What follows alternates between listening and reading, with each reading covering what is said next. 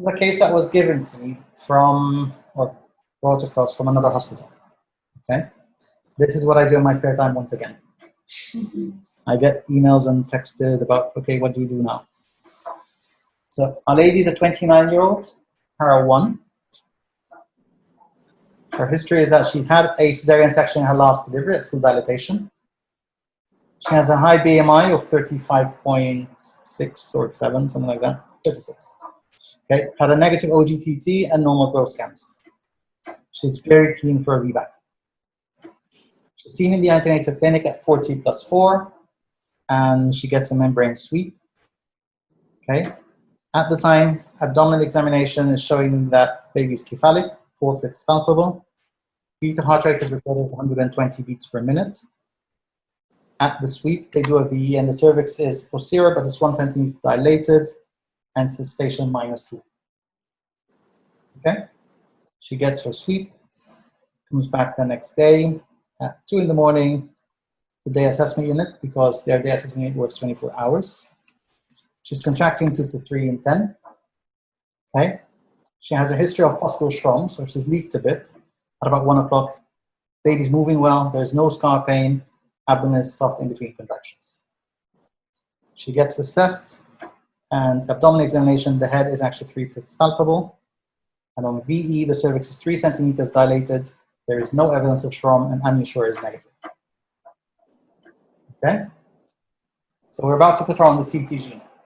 What do we expect the CTG features to be? Where do you expect the baseline to be? So it was 20 when they did the FH clinic the day before. So pretty much the same. Okay. What do we expect variability to be? Normal? Cycling? Yeah. Accelerations? Some. Potentially. Decelerations? Hopefully not. Hopefully not, but what if there is?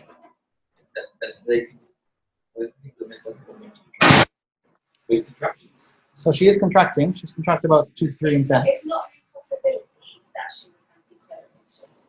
So potentially, yeah. It's not a, she's contracting, you know, she's multiple. She got to fully last time, so she laboured. So at 3 centimetres to multi, I wouldn't be. if I can see decelerations. Yes. Yeah. Okay. So she gets put on the CTG, and this is her CTG. Does anyone want to describe it? So, Alice, can you see where the baseline is? Come a bit closer, that's all right. Yeah. Baseline is 140. Yeah. there are some considerations. Yeah. Variability over time first, but then towards the end,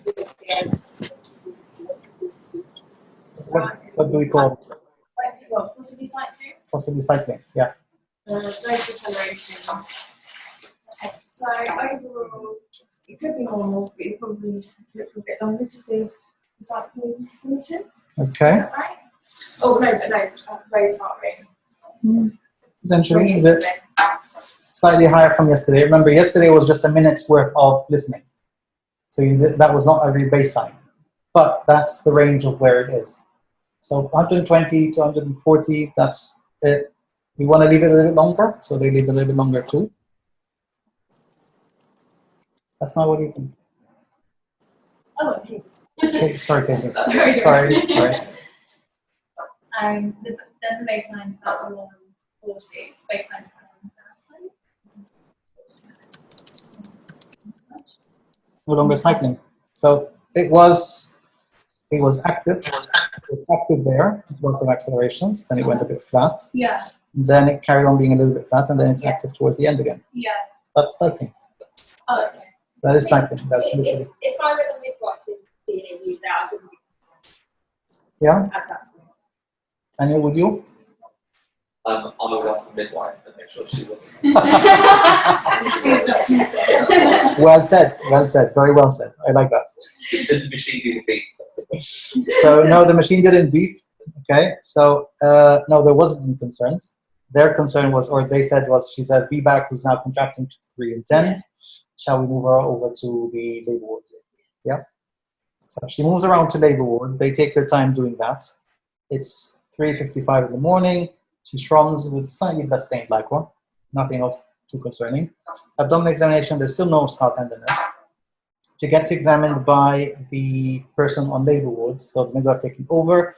She's 5 centimeters dilated, very stretched cervix. The head has come down to station -1. Okay? And now she's back on the monitor again. Yeah? So within the hour, midwife starts getting a bit concerned and she requests a review because she can see that we're now. What would you be concerned with that CTG? Why would you be concerned?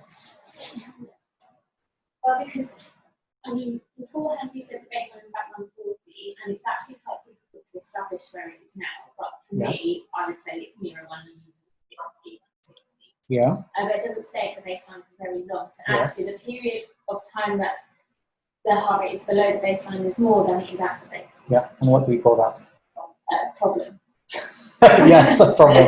Subacute hypoxia developing? Yes. Yeah. So, What's Mum's observations? I don't actually have the observations with me, but I was told they were completely normal. She was not pyrexial, she was not. So throughout, she's been completely vitally stable. Okay, so this is, she goes out of the room, gets her into left lateral to call for help, and registrar comes back, assesses the trace, and yeah, how would you assess the trace? What do you think? So the baseline is actually increased even further now to 160, to Yeah. 170. And the decelerations are still as frequent as they were. Okay. So we're hardly spending any time at the baseline now. And Ahmed, Yeah. I think it's quite important to say that she had we can't really hear what's being said, but she had a raise in baseline before her decels, just before.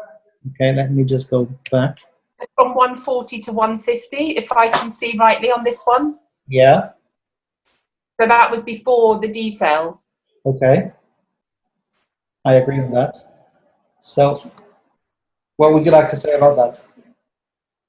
So I think that the point just for taking home is that if you get a raised baseline not preceded by decels, you've got to think infection. Okay, so do you think this is infection? And just going back to the trace before. So Beautiful before. beautiful before. Okay. Yeah. So within the hour, this is the trace within the hour. So the difference between those two traces is about 1 hour and 15 minutes, I think. And you've got a baseline raise of about 10 beats. True. Yeah. Okay. So that is, so you always have to think infection for that. You're absolutely right. However, you don't know what was happening within those 1 hour, 15 minutes. But potentially it has to be. Yeah. Yeah. So I totally agree Okay. with that. Okay.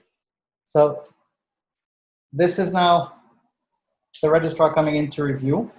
Okay. So the midwife left her in left lateral, went to call out for someone, comes back for their assessment, and left lateral didn't really work. Still, the baseline was a bit raised.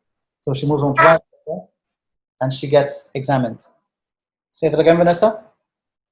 I screamed. I think we've got to look at what's happening at the bottom Yes. and wonder why she's contracting so much. You know, is there any skull rupture? Is there any abruption? You know, just, you know, do we give Tibutylene or do we think it could be something else? Okay. So I like the chain of thought. So what would you assess? Her abdomen Okay. and her vaginally, her pain. It says that, so how is the last examination? So the last examination was when she came in. That was at 3:55, And and this we one, are now at 4:50. So an hour ago. so an hour ago, she's still 5 centimeters. Yep. So the same findings there, but yeah, she is contracting excessively. Yeah. it says there's no scar tenderness. Yeah. But I mean, in a situation like this, especially because she has got a scar on her uterus, she'd be worried that she was contracting too much that she could abrupt. It is abrupting. So, registrar's thinking down the same lines. Okay, so what would you like to do? I think because the CTG is abnormal at the moment, she's contracting a lot, then I think team or something to relax the uterus. So then give her a bit of a moment, maybe see what, I think that would leave some pain with like a epidural would be a sensible thing. But we can't do that if there's any indication that there is a scar rupture or an abruption. Yeah, that's true. So which you can't use to reach this. So if there's any blood, you can't use trabeculating because it can potentially. It says that blood stain liquor as well, but that wouldn't be. So it's not blood, but that's just blood stained liquor. Okay. So the question to you, Vanessa, would you give her trabeculating or would you just go for a cesarean section? I'd call you, Ahmed. Yeah, I was going to say, that is not a decision that I'm just going to make. Well, that's pretty much what happened overnight, but. I think that she would just need a full assessment. And if there was any indication, I don't know, I think we'd have to take her for a section. So what other questions do you want to ask? So on the screen is the assessment from the registrar. He's done an abdominal examination. There was no scar tenderness there. There's no pain in between contractions. The cervix is still 5 centimeters dilated. Baby's head is station -1. There's a slightly blood-stained liquor. Okay? And the CTG is what you can see on the side. What else would you like to add? Then why would she be hyperstimulating if she's a spontaneous labour and there's no other reason? So can spontaneous labours hyperstimulate? Yes. Yes, not very common, but they, especially multiples. Yeah. They can hyperstimulate. Yeah. Okay. So the discussion was, well, yes, our differential diagnosis is scar dehiscence and abruption. Okay, but the registrar at the time felt, well, I can't assess anymore. I'm just going to be going ahead for a cesarean section. Talking about team factors, so the junior registrar at the time said, well, I've been doing physiology for a while. I think her problem is she's contracting too much. I can't see any signs of abruption. I can't see any signs of dehiscence. Shall we just give her some tocolytic and see what's going to happen, and then get her to theatre and think there? Do you agree with the decision? Is that? When was that made? Like before this? So this is a discussion happening here. At the end of it, they agree the discussion and they give her salbutamol, which is the tocolytic, and they decide to go for a cesarean section, so transfer to theatre in the meantime. But then if it's not an abruption or a scar dehiscence, by the time she gets there, it would have settled after the salbutamol, hopefully. You're taking away, that was my question. So what do you expect to happen if the salbutamol is working? Oh, it gets better. Relax. So the uterus would relax. We'd see, accelerations would stop. Okay. And then the baseline would move. Or Right. at least. So what would the baseline be if it normalizes? Well, what was Okay. it when she tested me about 140? It was 140 when she came in.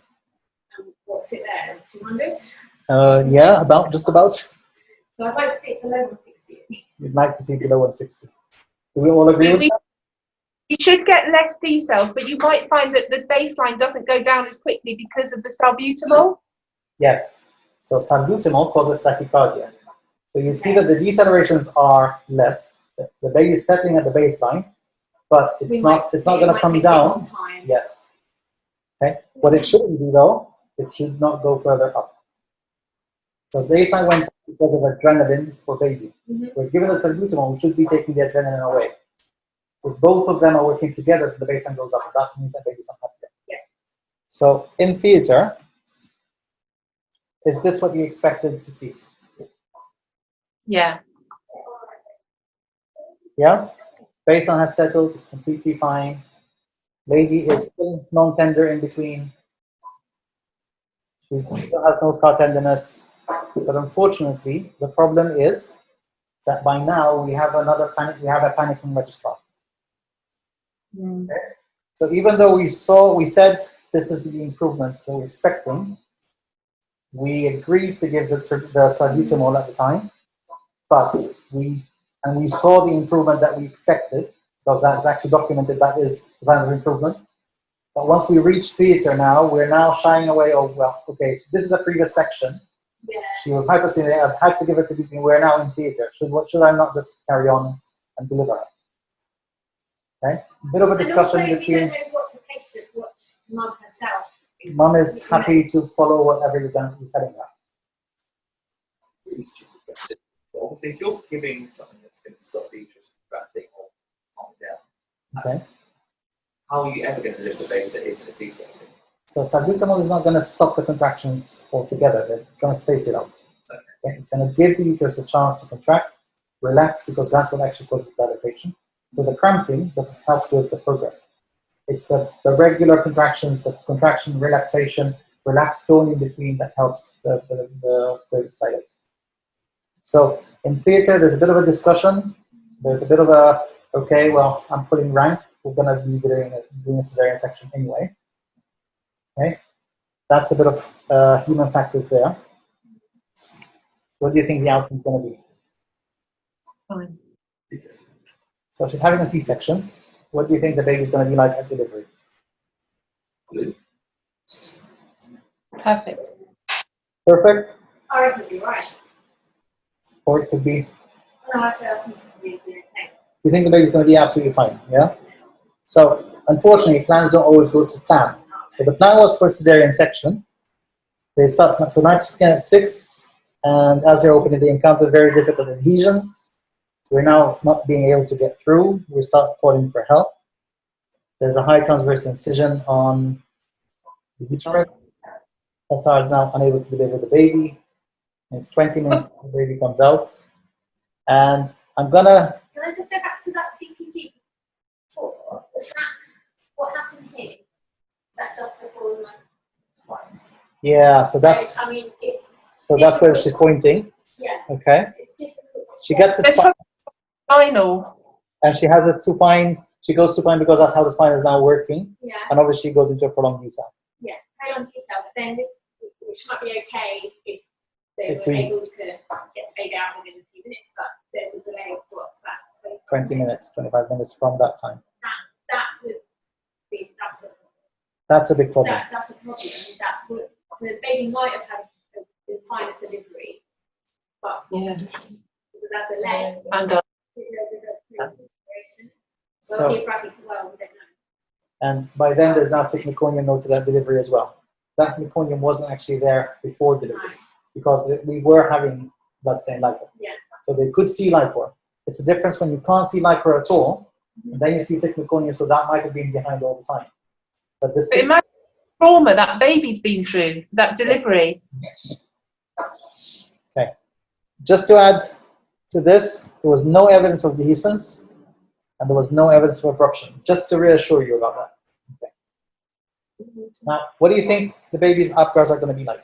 So Apgars is need for resuscitation. That's basically telling us about baby's brain.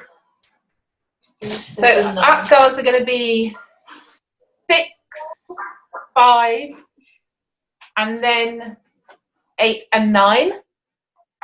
And then the classes will be about 7, 1, 8. Okay. Why 6 and 5? Because it's really the CTG, the variability was 5. Yeah. So she's saying that. She's gone into a decel. The baby's most probably going to come shocked.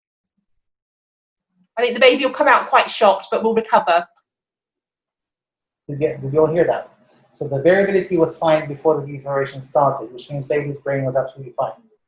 But baby has been through quite a lot of trauma. So baby's brain has been under that amount of pressure, tension, etc. for, we said, about 25 minutes now. Yes? Okay. So baby's going to come out quite floppy, but then should, because it's actually a well baby, it should pick up fairly shortly, fairly quickly. So Apgars were actually 3, 8, and 9. So baby was very fast at delivery and then picked up quite quickly. I think it'll be about 7.2. The next $1 million question is the gases. Can we guess the gases? pH. Yeah. 7.2. 7.23. Okay. You know I don't just take numbers. Tell me why. So any of you say why? Because the APGARs would have been A. I don't know who he's talking to. First story. My was 7.14. Okay. So I was like, we're about 7. Okay, so this is now being done from personal experience. Okay, so the answer is actually no. Vanessa, you said 7.2. Why? Because I think you had a little bit of a subacute and then it recovered. And then you had what could be an acute episode for about 20 minutes. I suppose plus a bit of trauma, so it might be less than that, 7.18, 19. Okay, But I don't think they're going to be terrible. so I'm going to go back to when the subacute hypoxia started. Okay, so this is 4:10 in the morning. Okay, so before that, I'm assuming that baby was completely fine. So before that, baby had a 7.2, although there's a bit of a rise in baseline, so I'm not entirely sure about that, but 7.25, say. We have subacute hypoxia that's now lasted from 4:10, here, 4:10, up until 5:20. So that's an hour and 10 minutes of subacute hypoxia. So the pH with subacute hypoxia drops at a rate of 0.01 every 2 to 3 minutes. So say every 20, 25 minutes, it's dropping by 0.1. An hour and 20 minutes, or an hour and 10 minutes, that's 4 drops, so that's 0.4 of a drop. That's 6.85. Okay. Wow. Now, just given this baby some fresh air. We've literally just given this baby some fresh air. What's baby gonna do? So it's not just about trying to climb back up. It has to get rid of the acid. It has to neutralize that acid because acid is damaging. So baby's gonna give it all its alkaline, its base excess. It's gonna raise its base excess quite sharply to get rid of that acid. Unfortunately, all we give baby to do that is about 10, 15 minutes. And then we go into Could a, it ever increase? so the pH would start going up again. But what, at the same rate as that would drop? It depends upon how much base alkaline baby has in his system. So if we assume that baby managed to correct halfway within that 10, 15 minutes, okay? So that's bringing it from 6.8 up to about 7.05. Then 20 minutes of acute hypoxia will take it down by the 20 again. Can you get that? Do you follow that, Vanessa? I follow it. Okay. Does that make sense? Are you guys following that? Yeah. So the reality is I would expect the pH for this baby to be less than 7. Okay? And the base excess to be high because of the scenario that's gone through. However, the main thing that we depended upon was, okay, this baby is still a well baby. This baby, even though it's been through war, it is actually a good, healthy baby, and it's managing to correct itself.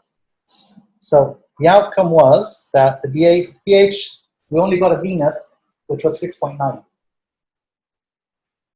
Obviously, the RTO was lower than that, but we don't know what it was. And base excess of minus 13. That's sad. Okay? That's horrific, yes? Yeah. But the baby made a fairly timely recovery in theater and never actually went to NICU. So it ended up back on the board. So, learning points. Do we think we could have avoided all of this drama? Yes. Yeah. Yes. So when I was asked about this, because unfortunately I got asked immediately after the delivery, not before. So The thing, said, Ahmed, being asked when you're not there is really difficult because you can't assess the woman. but that's our life. That's what the consultants do all the time. That's what we're doing. To be the one that you know, do the clinical examination, and the CTG is just the adjunct, isn't it? But that's our life, Vanessa. As I said, every consultant sitting at home has to go through that process several times. Yeah. So we are used to doing that. Yeah.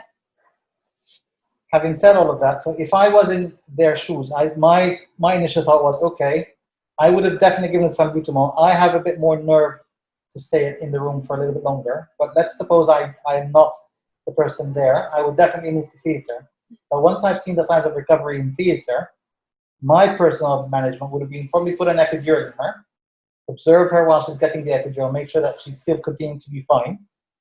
And once she's numb or pain-free, she can go back to the room hoping for further progress. She may still end up with a cesarean section. I cannot guarantee that she's going to have a vaginal delivery. No one ever can. But the reality is we would have had a more timely delivery, taking our time, keeping things under control, rather than panicking and having to have 20, 25 minutes with an already acutely hypoxic baby. Does that make sense? Yeah. You agree with that? It's very easy to do in a retrospect, no? Yeah, it's more difficult. Yeah, you can see why. You can see why they made a decision, Yeah, but that's and well. it's easy to kind of say when you have time to discuss and analyse it. Yeah. Which is why the reason the way they always send things to me, they have to send it in bits. They can't send it at the very end, and they're not allowed to send me the outcome before. That's the other thing. Because that would ruin the entire thing. Yeah. So that's it for today. Thank you very much for attending, and thank you very much for listening.